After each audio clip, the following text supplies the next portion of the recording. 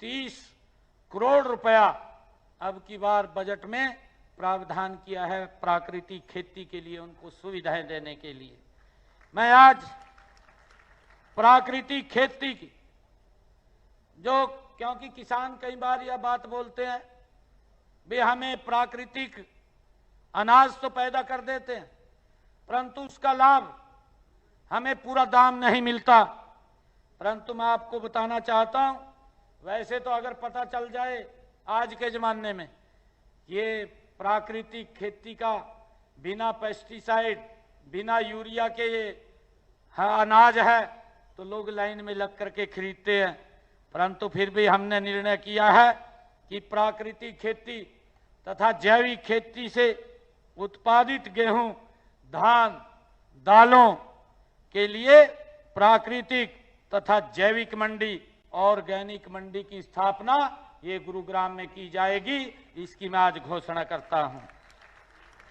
मैं ये भी घोषणा करता हूं कि प्राकृतिक तथा जैविक फल सब्जियों के लिए प्राकृतिक तथा जैविक मंडी, ऑर्गेनिक मंडी हिसार में भी बनाई जाएगी। इसकी भी मैं घोषणा करता हूं। और इन दोनों प्राकृतिक और जैविक मंडियों, ऑर्गेनिक मंडियों में उत्पादन की जांच हेतु प्रयोगशालाएं भी स्थापित की जाएंगी, जिससे हमारे ये प्रयोगशालाएं गरौंडा, सिरसा में फल सब्जियों में कीटनाशकों की, किसानों की फसल की निःशुल्क जांच करेंगे। बागवानी विभाग की ये प्रयोगशालाएं में की जाएगी। जहां बागवानी विभाग होगा ये प्रयोगशालाएं वहां पर लगेंगी और किसानों की ये प्राकृतिक खेती के अनाज की फ्री में उसकी जांच करेंगी। हरियाणा किसान कल्याण प्राधिकरण के तहत प्राकृतिक तथा जैविक खेती के उत्पादकों का सटीक तथा उत्तम मूल्य निर्धारित करने के लिए हरियाणा में एक समिति का चयन किया जाएगा, ताकि प्राकृतिक खेती के भाव क्या हों, किसान को क्या रेट मिले, उसके लिए एक समिति बनाई जाएगी।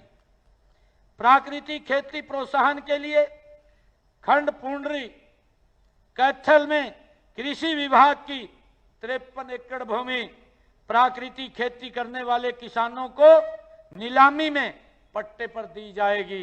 ये भी हमने निर्णय किया है।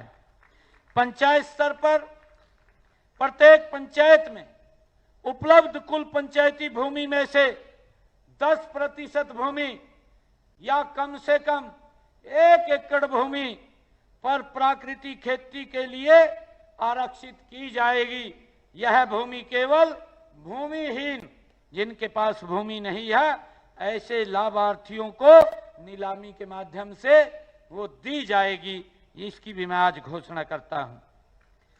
सरकारी या पंचायती जमीन पर जो भी किसान प्राकृतिक खेती करेगा उन किसानों को भी प्राकृतिक खेती योजना के तहत वित्तीय प्रोत्साहन के रूप में कच्चे माल के भंडार पर संस्करण के लिए 4 ड्रम की खरीद पर 3000 रुपये प्रति किसान दिया जाएगा।